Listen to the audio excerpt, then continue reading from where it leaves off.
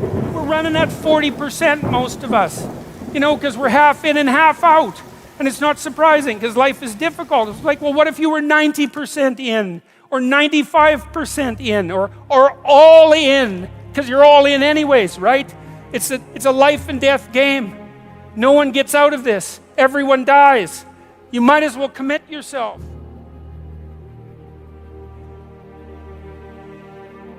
Well, people don't do that. They don't sit down and think, all right, you know, let's figure it out. You've got a life. It's hard, obviously. It's like 3 years from now, you can have what you need.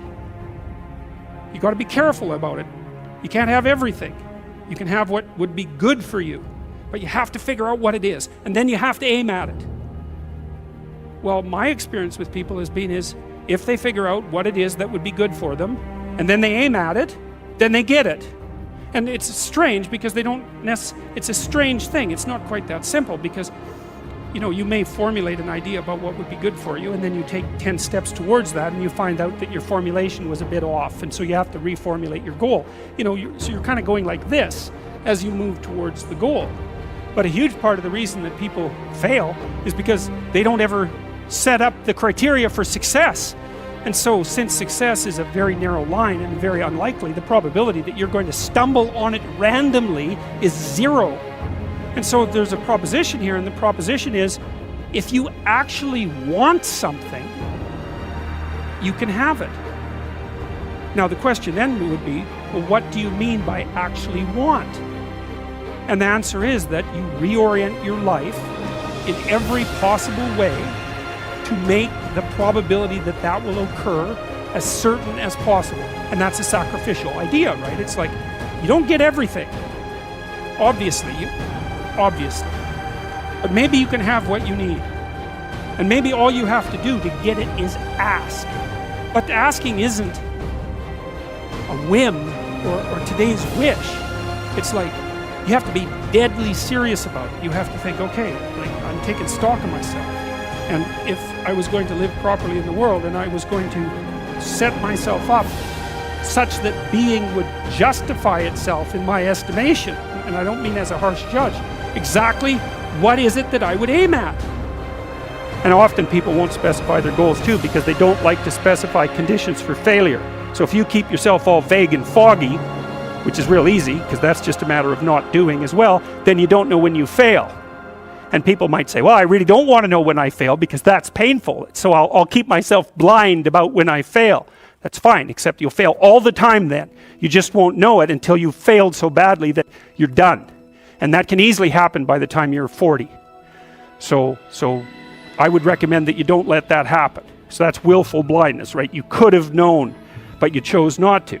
Okay, so once you get your goal structure set up, you think, okay, if I could have this life, looks like that might be worth living, despite the fact that it's going to be, you know, anxiety provoking and threatening, and there's going to be some suffering and loss involved and all of that. Obviously, the goal is to have a vision for your life such that, all things considered, that justifies your effort. Okay, so then what do? Well, then you turn down to the micro routines. It's like, okay, well, this is what I'm aiming for. How does that instantiate itself day to day, week to week, month to month? And that's where something like a schedule can be unbelievably useful. Google Calendar. It's like, make a damn schedule and stick to it. Okay, so what's the rule with the schedule? It's not a bloody prison. That's the first thing that people do wrong. They say, well, I don't like to follow a schedule. It's like, well, what kind of schedule are you setting up? Well, I have to do this, then I have to do this, then I have to do this, you know, and then I just go play video games, because who wants to do all these things that I have to do? It's like, wrong. Set the damn schedule up so that you have the day you want. That's the trick. It's like, okay, I've got tomorrow. If I was going to set it up so it was the best possible day I could have, practically speaking, what would it look like? Well, then you schedule that. And obviously there's a bit of responsibility that's going to go along with that, because if you have any sense, one of the things that you're going to insist upon is that at the end of the day, you're not in worse shape than you were than at the beginning of the day, right? Because that's a stupid day. If you have a bunch of those in a row, you just dig yourself a hole and then you bury yourself in it. It's like, sorry, that's just not a good strategy. It's a bad strategy. So maybe 20% of your day has to be responsibility and obligation, or maybe it's more than that, depending on how far behind you are. But even that, you can ask yourself, okay, well, I've got these responsibilities. I have to schedule the damn things in. What's the right ratio of responsibility to reward? And you can ask yourself that, just like you'd negotiate with someone who is working for you. It's like, okay, you got to work tomorrow.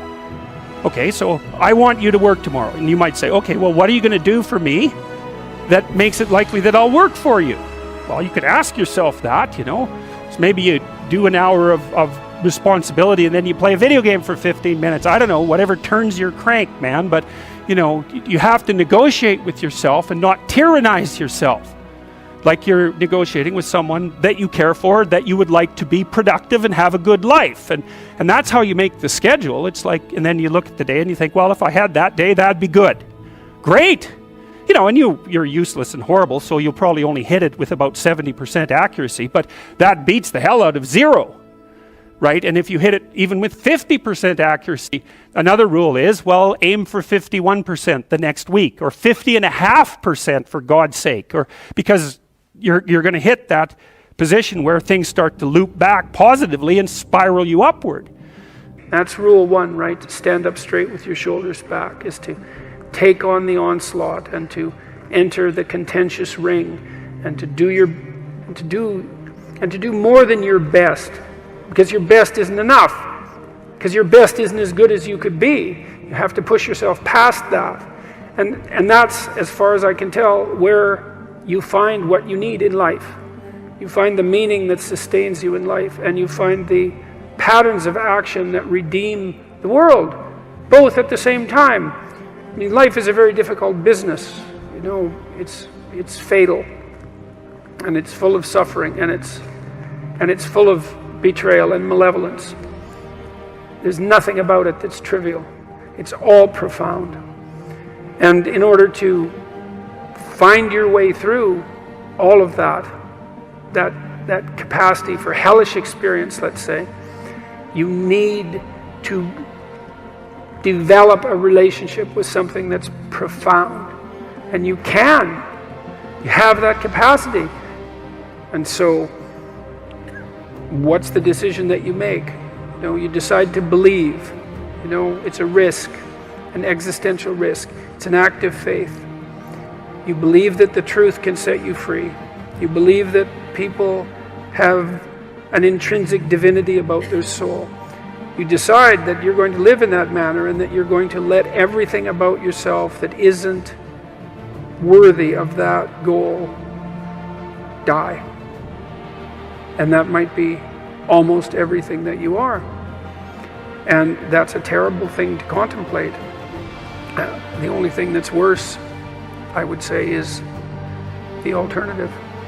Because the alternative is the sorts of hells that we managed to produce around us and that we produced with particular expertise during the totalitarian regimes of the 20th century.